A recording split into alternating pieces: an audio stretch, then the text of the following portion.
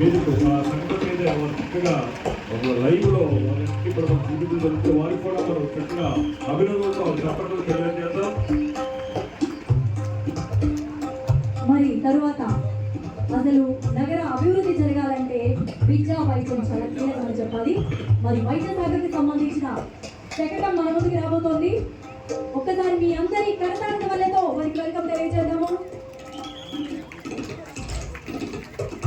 Save the girl child అనే నినాదంతో జిల్లాలోని అన్ని ప్రభుత్వ గురుకుల పాఠశాలల్లోనూ జూనియర్ డిగ్రీ కళాశాలల్లో విద్యార్థులకు అవగాహన కల్పించడం జరుగుతోంది.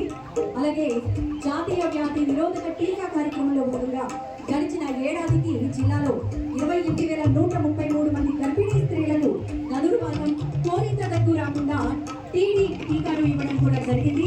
అలాగే vehicles following in W 108 ambulance ద్వారా జిల్లాలో జనవరి 2024 నుంచి ఇప్పటి వరకు 29,801 మందికి అత్యవసర వైద్య సేవలు అందించడం జరుగుతోంది. అలాగే 7 104 వాహనాలతో ఫిక్స్డ్ డే ఆరోగ్య సర్వీసులు జిల్లాలో జనవరి 2024 నుంచి ఇప్పటి వరకు 1,55,933 మందికి వైద్య సేవలు అందించడం జరిగింది. అలాగే 23 102 తల్లి బిడ్డ ఏసీ ఎక్స్ప్రెస్ వాహనాల ద్వారా గడిచిన సంవత్సర కాలంలో 10,874 మంది బాలికలను సురక్షితంగా ఇంటికి చేర్చడం జరిగింది.